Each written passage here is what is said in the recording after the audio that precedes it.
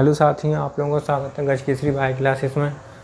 और आज हम 11वीं क्लास का 11th क्लास का बायोलॉजी का पहला चैप्टर के बारे में समझेंगे। पहले चैप्टर में सजीवों के बारे में बताया गया है। सजीवों के बारे में आज हम समझेंगे। पहले तो इसमें देखते हैं कि बायोलॉजी होता क्या है। बायोलॉजी जो शब्द है वो ग्रीक शब्द से मिलकर बना हुआ है। 2 ग्रीक शब्द होते हैं, उनसे मिलकर बना हुआ है बायोलॉजी। 2 ग्रीक शब्द कौन कौन से हैं? बायोस और लोगोस। बायोस का मतलब होता है लाइफ, जीवन या जीवधारी, जिसमें जीवन होता है, जीवधारी होते हैं या फिर जीवन कह लीजिए। बायोस का मतलब लाइफ, जीवन, और लोगोस का मतलब स्टडी, अध्ययन, मतलब जीवन के बारे में अध्ययन, अर्थात जीवधारियों के बारे में, पेड़ पौधे और जंतुओं के बारे में अध्ययन, जिनमें जीवन होता है उनके बारे में अध्ययन करना बायोलॉजी कहलाता है या बायोलॉजी के अंतर्गत आता है। बायोलॉजी 2 ग्रीक शब्दों से मिलकर बना है, बायोस और लोगोस। बायोलॉजी जो शब्द है वो सबसे पहले लेमार्क नामक वैज्ञानिक ने 1802 में शब्द दिया। 1802 में लेमार्क नामक वैज्ञानिक ने शब्द दिया था। इसे बायोस और स्टडी, जो ग्रीक शब्द हैं बायोस और लोगोस, इनको जोड़कर इन शब्द बनाया था बायोलॉजी, लेमार्क ने। फादर ऑफ बायोलॉजी जो हैं उनका नाम है अरस्तु, एरिस्टोटल। अरस्तु फादर ऑफ बायोलॉजी कहा जाता है। बायोलॉजी के बारे में बहुत कुछ उन्होंने अध्ययन किया था, बहुत कुछ उन्होंने दिया है, इसलिए इन्हें फादर ऑफ बायोलॉजी कहा जाता है। बायोलॉजी को दो भाग होते हैं। एक तो पेड़ पौधों का अध्ययन होता है, जंतुओं का अध्ययन होता है। तो जंतुओं के अध्ययन जिसमें होता है उसे जूलॉजी कहते हैं, और पेड़ पौधों का, वनस्पतियों का अध्ययन होता है उसे बॉटनी कहते हैं।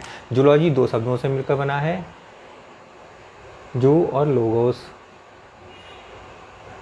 ठीक है, तो इसमें हो गया एनिमल्स का अध्ययन हो गया, एनिमल्स की स्टडी हो गई, और इसमें प्लांट्स की स्टडी हो गई। इसमें प्लांट्स की और इसमें एनिमल की स्टडी की जाती है जूलॉजी में, और बॉटनी में प्लांट्स की स्टडी की जाती है। फादर ऑफ जूलॉजी जो हैं वो अरस्तु हैं। अरस्तु फादर ऑफ जूलॉजी हैं। फादर ऑफ बायोलॉजी भी अरस्तु हैं, फादर ऑफ जूलॉजी भी अरस्तु हैं। फादर ऑफ बॉटनी जो हैं वो थियोफ्रास्टस हैं। थियोफ्रास्टस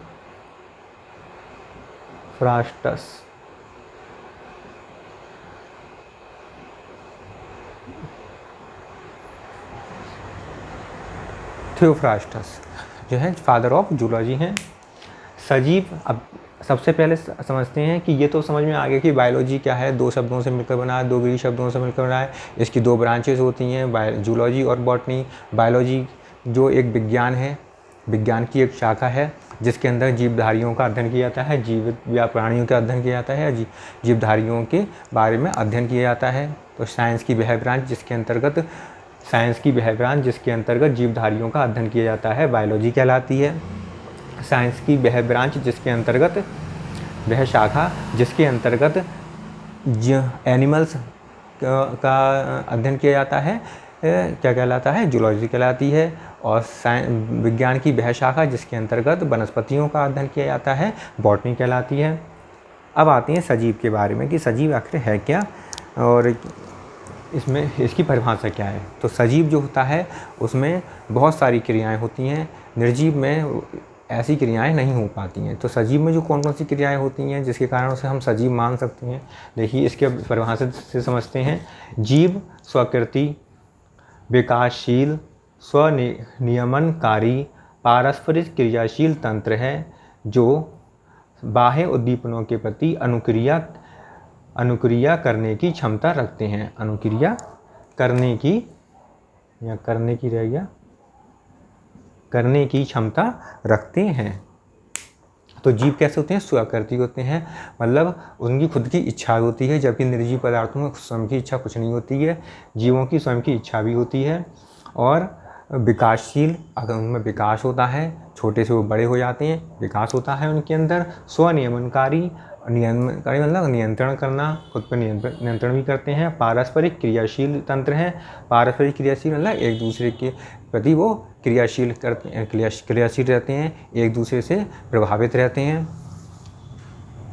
जो बाह्य उद्दीपनों के प्रति अनुक्रिया करते हैं। बाह्य उद्दीपन मतलब जैसे धूप है, प्रकाश, हवा है, पानी है, बरसात है, ठंड है, गर्मी है, इसके प्रति भी उसके अनुक्रिया करते रहते हैं। तो ऐसे सजीव, इनको हम क्या कहेंगे? सजीव कहेंगे। जबकि निर्जीवों में कोई भी बाह्य उद्दीपन के प्रति कोई क्रिया नहीं होती है। आप पत्थर को लेकर कितना भी गर्म कर लीजिए, उसमें कोई अंतर नहीं आता है, कोई उसके प्रति क्रिया, आग या गर्मी के प्रति कोई कोई प्रतिक्रिया नहीं होती। जबकि हम अगर किसी आग में जाएँ, आग से हम आग को छू लें तो हम तुरंत उसे पीछे हट जाते हैं, हमें कोई ना कोई प्रतिक्रिया रहती है सजीवों में। तो इस प्रकार जीव स्वकृति, इसकी परिभाषा बनती है, जीव स्वकृति विकासशील एवं स्वनियमनकारी पारस्परिक क्रियाशील तंत्र है जो बाह्य उद्दीपनों के प्रति अनुक्रिया करने की क्षमता रखते हैं। तो इस प्रकार सजीव की परिभाषा ये हो जाती है। अब इसके बाद हम देखते हैं सजीवों के लक्षणों के बारे में कि सजीवों में क्या क्या लक्षण होते हैं। सजीवों के लक्षणों के बारे में पढ़ते हैं। पहला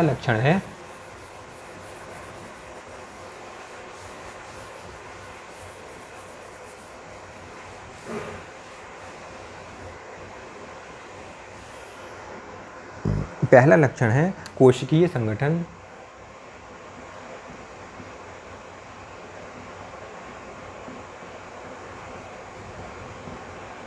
कोशिकीय संगठन अर्थात सेलुलर ऑर्गेनाइजेशन।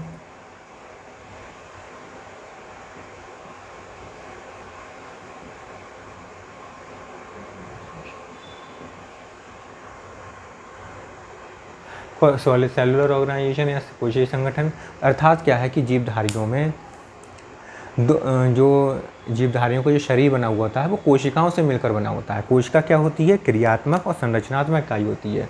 किसी भी जीव की क्रियात्मक, फंक्शनल अर्थात क्रियात्मक और संरचनात्मक स्ट्रक्चरल संरचनात्मक इकाई होती है। तो दो फंक्शन तो इसके हैं ही हैं, फंक्शनल होती है, क्रियात्मक होती है, क्रिया करती है, विभिन्न प्रकार की क्रियाएं होती हैं इसमें। स्ट्रक्चर मतलब स्ट्रक्चर को बनाती है, उसकी जीव की संरचना को बनाती है। तो ये फंक्शनल और संरचनात्मक, क्रियात्मक और संरचनात्मक इकाई होती है ये किसी भी जीवधारी की, चाहे पेड़ पौधे हों चाहे जीव जंतु हों। तो ये जो कोशिका है, कोशिकीय संगठन में पढ़ रहे हैं हम कि कोशिका जो है संरचनात्मक और क्रियात्मक इकाई होती है और कोशिका से ही मिलकर पूरा शरीर बना हुआ होता है। कोशिका कोई भी जीव जो है दो प्रकार का होता है, या तो वो एक कोशिकीय होता है, एक कोशिका से बना होता है, या फिर वो बहुकोशिकीय होता है। एक कोशिकीय होगा या वो बहुकोशिकीय होगा। एक कोशिकीय होगा तो वो उसका शरीर एक कोशिका से मिलकर बना होगा और उसके जीवन की, उसमें शरीर में होने वाली समस्त क्रियाएं उस एक कोशिका के अंदर संपन्न हो जाएंगी। बहुकोशिकीय जो जीव होते हैं उनका शरीर बहुत सारी कोशिकाओं से बना होता है, इसलिए वो मल्टी सेलुलर ऑर्गेनिज्म कहलाते हैं, बहुकोशिकीय जीव कहलाते हैं। और इनकी जो अंदर जो क्रियाएं होती हैं भिन्न भिन्न प्रकार के ऊतकों और अंगों के मिलने पर होती हैं। अलग अलग सिस्टम्स होते हैं, उनमें क्रियाएं होती हैं, उन सबको मिलाकर पूरा एक जीव बनता है। इसलिए बहुकोशिकीय जो जीव होते हैं उनके अंदर किसी भी काम करने के लिए बहुत सारी कोशिकाओं का योगदान होता है, जबकि इसमें एक ही कोशिका के अंदर सारी जीवन की सारी क्रियाएं संपन्न हो जाती हैं। एक कोशिकीय जीव जो होते हैं जैसे कि अमीबा है,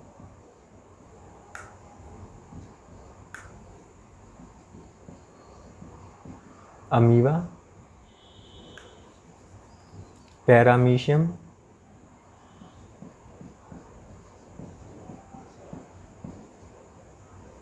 यूग्लिना,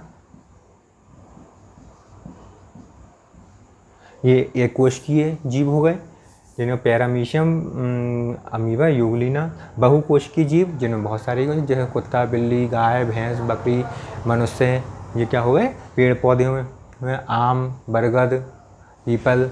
तो ये सारे जो हो गए बहुकोशिकीय जीव हो गए।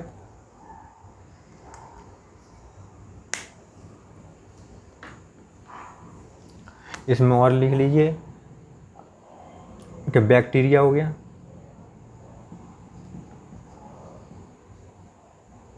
साइनोबैक्टीरिया हो गया,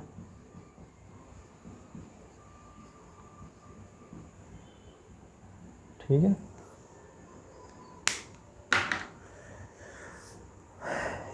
जबकि निर्जीव जो होते हैं, निर्जीवों में ऐसा गुण नहीं होता है कि वो एक कोशिका से बने हों या बहु कोशिका से बने हों, वो कोशिकाओं से बने हों, ऐसा कोई भी गुण निर्जीवों के अंदर नहीं होता है। कोई भी पत्थर, लोहा, जो आप देख लीजिए, वो किसी भी चीज़ों से जो ना वो एलिमेंट से मिलकर बना होता है। लोहा है, लोहे का एक अणु होता है, वो अणुओं से मिलकर बना होता है। जबकि यहाँ पर ये इसकी सबसे छोटी इकाई कोशिका होती है। सजीवों की सबसे छोटी इकाई कोशिका होती है, वो कोशिकाओं से मिलकर बने होते हैं। सजीव कोशिकाओं से मिलकर बने होते हैं। ये आपका पहला पॉइंट हो गया। पहला पॉइंट किसका होगा? कोशिकीय संगठन हो गया। कोशिकीय संगठन अर्थात एक कोशिकीय होंगे या बहुकोशिकीय होंगे, ये कोशिकीय संगठन इसका हो गया। दूसरा पॉइंट देखते हैं सजीवों का लक्षण। दूसरा है आकृति और आमाप। आकृति तथा आमाप। आकृति और आमाप अर्थात shape and size. Shape and size. Shape and size में देखिए कि आकृति और आमाप जो होता है, इसके अंतर्गत हम जो समझते हैं कि जो सजीव होते हैं, वो सजीवों का जो एक निश्चित आकृति होती है। सभी मनुष्यों की एक जैसी आकृति है, सभी कुत्ते एक जैसे होते हैं, सभी गाय एक जैसी होती हैं, भैंस एक जैसी होती हैं, भेड़ एक जैसे होते हैं, ऊँट, आप ऊँट को देखकर पहचान सकते हैं क्योंकि सब सारे ऊँट एक जैसे होते हैं, उनकी एक विशेष आकृति होती है, ठीक है। ऐसे ही जो आम का पेड़ है उसके अपना अलग साइज होगा, एक निश्चित हाइट तक वो बड़ा होता है, एक उसका साइज अलग होता है। नीम का पेड़ का अलग साइज होता है और नींबू के पेड़ का अलग साइज होता है। तुलसी के पौधे का अलग साइज होता है। इस प्रकार इनके सबके आकार निश्चित होते हैं, निश्चित आकार के होते हैं, अलग अलग आकार के होते हैं और इनका साइज भी अलग अलग होता है। जैसे कि झाड़ियाँ अलग साइज़ की होती हैं, श्रब्स जो होते हैं, शाख, वो बहुत छोटे होते हैं, झाड़ियाँ उनसे थोड़ी बड़ी होती हैं और पेड़ बहुत बड़े होते हैं। ऐसे ही मनुष्य का भी एक साइज़ होता है, एक आकार होता है, वो निश्चित आकार तक बढ़ता है, उसके बाद उसकी वृद्धि रुक जाती है, लंबाई में वृद्धि होनी बंद हो जाती है। इनकी आकृति और साइज़ दोनों के निश्चित होते हैं। और जबकि निर्जीव पदार्थ जो हैं उनकी ना तो कोई साइज होता है ना कोई आकार होता है। एक पत्थर छोटा भी हो सकता है, बड़ा भी हो सकता है, पहाड़ जैसा भी हो सकता है, बहुत बड़े बड़े पत्थर और छोटे छोटे पत्थर भी हो सकते हैं। उनका कोई शेप नहीं है, कोई आकार नहीं होता उनका। निर्जीव चीज़ों का कोई आकार नहीं होता, जबकि सजीवों का आकार और साइज होते हैं। इसके बाद अगला आता है वृद्धि। इसके बाद अगला आता है वृद्धि। वृद्धि अर्थात ग्रोथ।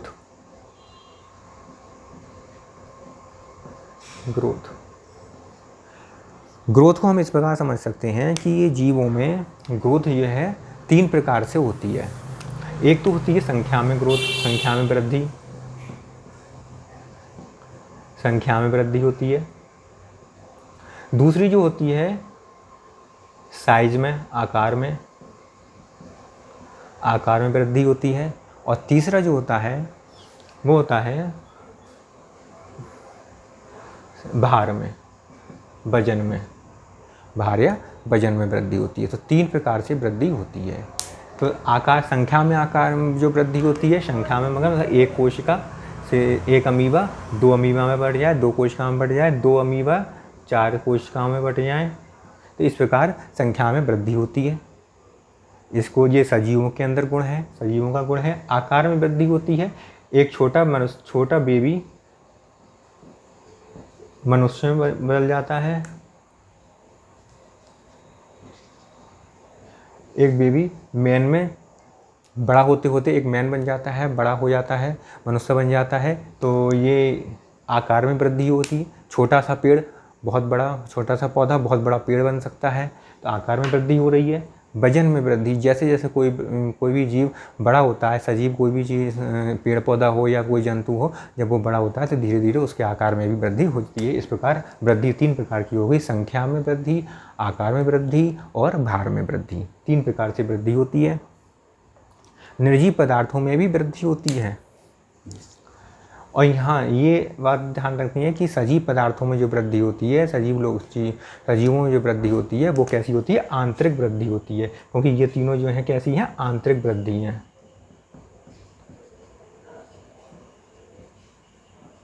आंतरिक वृद्धि है अर्थात अंदर से वृद्धि होती है, इनके शरीर को भीतर से वृद्धि होती है, जबकि जो निर्जीव पदार्थ होते हैं उनमें बाह्य वृद्धि कहलाई वृद्धि होती है। कौन सी? बाह्य वृद्धि। बाह्य वृद्धि का मतलब जो होता है कि जैसे कोई पत्थर है, उसके ऊपर धूल मिट्टी कण आकर इस वो चिपक जाएंगे और चिपकने के बाद ये थोड़ा सा बड़ा हो जाएगा। ऐसी पेड़ है, वो पहाड़ है, और पहाड़ जो है उसमें धीरे धीरे धूल के कण या मिट्टी इसको जमा होता चला जाएगा और धीरे धीरे ये कैसा हो जाएगा, इसका आकार पहले से बड़ा हो जाएगा। तो वृद्धि तो इसमें भी हो रही है, लेकिन इसमें बाहर से कोई भी मटेरियल के जमा होने के बाद वृद्धि हो रही है, इसलिए इसको हम क्या कहेंगे, इसको कहेंगे बाह्य वृद्धि कहेंगे और इसको आंतरिक वृद्धि कहेंगे।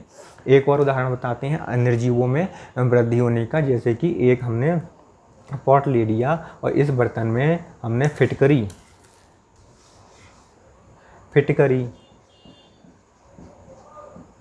का सांद्र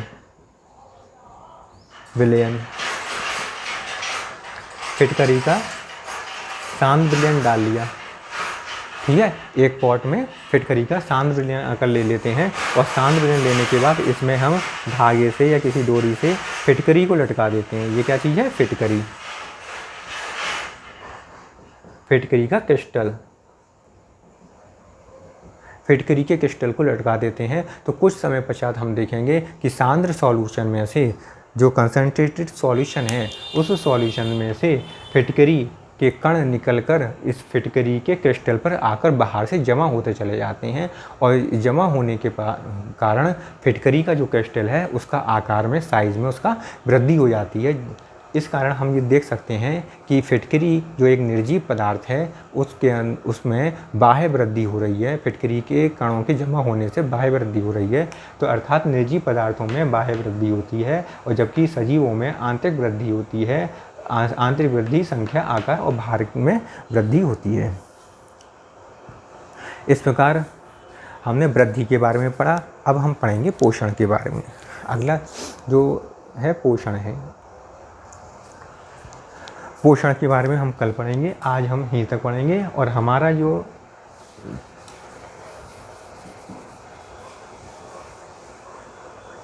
मेरा जो चैनल है, अगर आप नए आए हैं तो मेरा जो चैनल है उसको चैनल को सब्सक्राइब कर लीजिए। मेरी वीडियो को समझ में आता हो तो वीडियो को लाइक कर लीजिए, शेयर कर दीजिए अपने साथियों के साथ में। और मेरा जो नंबर है वो मेरा जो व्हाट्सएप नंबर है 8077 122 457, ये व्हाट्सएप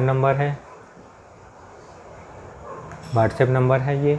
इस व्हाट्सएप नंबर पर आप व्हाट्सएप कर सकते हैं। अगर आपको कोई चीज़ समझ में नहीं आ रही है तो इस पर व्हाट्सएप कर सकते हैं, आपका उसका जवाब मिल जाएगा।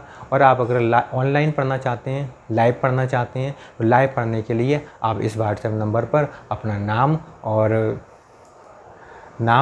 क्या पता है आप वो लिखकर भेज दीजिए, और आप पढ़ना चाहते हैं इस बारे में लिखकर भेज दीजिए, जिससे कि मैं आपको बता सकूं कि किस प्रकार आप ऑनलाइन पढ़ेंगे, किस प्रकार आपको क्या क्या चीज़ डाउनलोड करनी पड़ेगी मोबाइल में, जिससे कि आप ऑनलाइन पढ़ सकते हैं। इस प्रकार आप ऑनलाइन पढ़ने के लिए कुछ फ़ीस भी है, वो फ़ीस आपको बता दी जाएगी, व्हाट्सएप पर ही फ़ीस बता दी जाएगी। आप व्हाट्सएप पर व्हाट्सएप कर दीजिए आपको, अगर आप पढ़ना चाहते हैं ऑनलाइन। ठीक है, तो आज का सेशन यहीं पर समाप्त करते हैं। कल को आगे देखेंगे। इसके बाद और कौन कौन से जो सजीवों के लक्षण हैं उनके बारे में अध्ययन करेंगे। पोषण के बारे में देखेंगे, पोषण के बारे में अध्ययन करेंगे। ठीक है, तो आप लोगों का अगर समझ में आ रहा हो तो लाइक ज़रूर कर दीजिए। और आप अगर ऑनलाइन पढ़ना चाहते हो तो 8077 122 457 पर आप व्हाट्सएप कर दें, जिससे कि आपको मैं बता दूं तरीका कि किस तरीके से आप ऑनलाइन पढ़ सकते हैं। ऑनलाइन तो पढ़ ही रहे हैं, लाइव पढ़ सकते हैं। ठीक है, तो ये जो आप पढ़ रहे हैं इस समय ऑनलाइन है, और लाइव पढ़ने के लिए आपको व्हाट्सएप पर आप मुझसे संपर्क करना पड़ेगा।